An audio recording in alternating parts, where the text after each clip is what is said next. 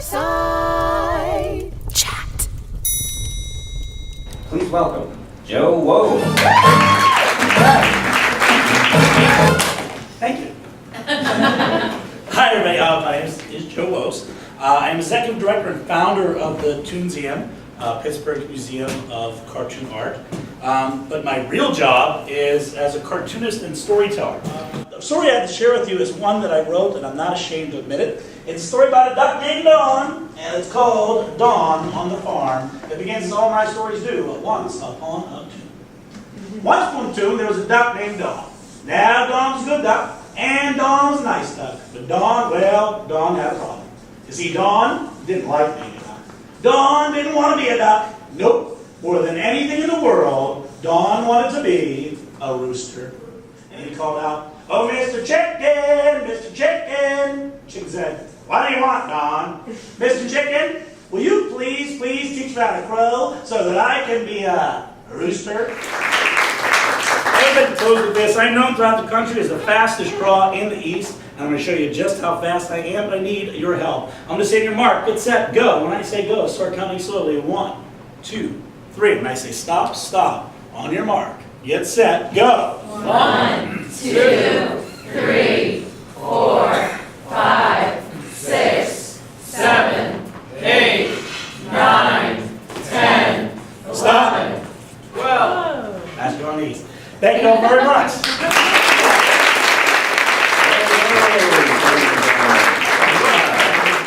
Well, you're the man at the Toonseum. Yeah, I'm the man because it's an all-woman staff other than me.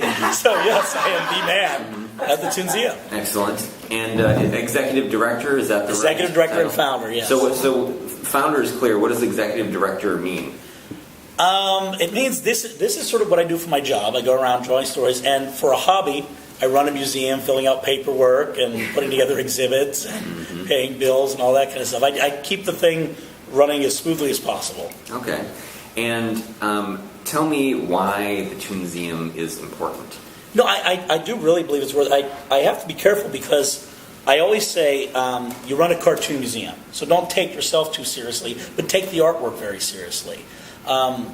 It's just like going to any other museum, only instead of the Mona Lisa, it's Snoopy. And I would argue that Snoopy is actually recognized in more parts of the world than the Mona Lisa. It's a universal art form. It's been around for hundreds and hundreds of years. Throughout Europe, there are many cartoon museums. If you were to go to Belgium, one city in Belgium, Brussels, there are 6 different cartoon museums in one city. The United States has 2 right now. Wow. Us in San Francisco. So I think it's an important art form. It's one that we grew up with. I would say every person who comes in has a connection automatically. We want a grandfather to come in with a grandchild, and the grandchild says, "Grandpa, it's SpongeBob." And then the grandfather says, "Let me tell you about Little Orphan Annie." So that's really what its purpose. It really does sort of bring that all together. And do you have a boundary like that you do Little Orphan Annie, but you don't move into moving comics, or how do you define? No boundaries at all aspects of cartooning. So comic strips, animation, greeting cards, comic books, video games, anything that's a cartoon. Okay. So video games, have you done exhibits involving video games? We're actually working on one for next year. Oh, nice. Yep. Does it have a theme, or how does it work? It is 8-bit animation. And So- 8-bit, for the non-tech savvy people in our audience, means? The early forms of video games had, only 8 bits to work with. So the animation, very simple colors. You had only these little blocks to work with. So there's not a lot of detail, but it's interesting stuff. Okay. If you're a nerd, Right. like me. Yeah, or an aspiring nerd. You can't forget about those people. The geek shall inherit the earth. So I think we're Exactly. seeing a lot more of them now. I feel like we're living Revenge of the Nerds. Right now we are. I don't know where all these hot geek girls were when I was growing up, but thank God they're here now. Amen. All right, I got it. Speaking of hot geek girls, I was at the World Yo-Yo Contest. It's something I do. Yeah. I know. It's a few years ago, and next door to the World Yo-Yo Contest, in the same convention, was a Star Wars convention. And they had a party. They had 2 parties one night. They had the Jedi party, which apparently was boring, and then they had the Sith party, which had the hot girls in costumes. Yeah. And of course, headed to the Sith party was Boba Fett. So I got to meet Boba Fett. It was so awesome, I almost died. It wasn't a real guy. It was just some kid in an expensive costume. But, you know, I got my picture taken. I got a little bit sweaty because I was nervous. So that was a big deal for me as a Star Wars fan. Have you had big deal moments as a comic guy? Actually, I had one today.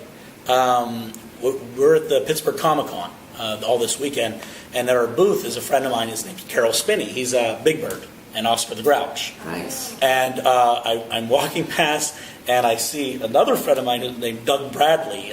Doug is Pinhead in all the Hellraiser films. And he asked me, could he meet Carol Spinney? So I'm like, sure. So I walk them over, and I'm standing there introducing it to them. I'm like, only in my sort of geek world would Big Bird and Pinhead from Hellraiser sort of come together. And Doug, Pinhead was just a total little boy when he met him. He's like, oh my God, can you talk like Oscar for me? And then Carol Spinney said, yes, if you'll tell me you're going to rip my soul apart. Nice. So it was this really beautiful moment. Yeah, and it didn't end with globs of flesh. No, there were no globs of flesh or yellow feathers everywhere. Yellow it was a beautiful, feathers. charming moment. So when Jonathan and I were kids, cartoons on TV were limited really just to Saturday mornings. There were some in the afternoon, I guess, a little bit, but for the most part, it was Saturday mornings. And now, you know, we've got an entire network devoted to cartoons. Multiple networks, do you see some difference in how cartoons and comics are in culture now versus then because of that? Yeah, I mean, there's certainly a saturation. Saturday mornings, when I was a kid, when you guys were kids, were like this magical time. It was the only time for kids. It was special. It was the only time you woke up early at 6 a.m. to get down there and start watching your cartoons. And I feel it's unfortunate. Kids lost that. And I blame Saved by the Bell, by the way, is what destroyed Saturday mornings. Because once they went to live action, that was it. They started doing Saved by the Bell on the Saturday mornings, and they started putting all these teen shows on Saturday mornings for live action, and then it became the news, and that was it. And I think kids lost something really magical in that time. I mean, I remember, as you guys probably do, they would do a fall special of just in the evening what the cartoons were going to be coming up for the next season. Right. And it was an exciting time. That's gone. Is there a new magical thing that kids have now that we didn't have? Video games. I mean, that's really it. I mean, I think what you guys are doing is so great because you're not just doing cool tricks. You're really doing the lost art of childhood. You're doing this wonderful thing that is saying kids have forgotten how to do the rubber pencil trick, and kids have forgotten how to make milk come out of their best friends' noses and all those things. And they've forgotten this because they think it doesn't have a controller. Right. What you're doing is you're actually helping kids and adults tap in to that creative spirit that allows them to create their own magic. So the magic of Saturday mornings may be gone. A lot of magic is gone from our lives, but the things you guys are doing is giving that magic back. So you guys are really It's really great to hear you say it because I would never even go so far as to say that's what we're doing, even though it's certainly what I hope is happening. You want to think that by learning how to bounce a plastic cup into another one that you're making the world a better place. So thank you. I'm really just pandering to get into your YouTube clip, and I thought that would do it right there. Yeah. I mean, as you were talking, I'm like, ching, makes editing easy. Joe, thank you so much. Appreciate it.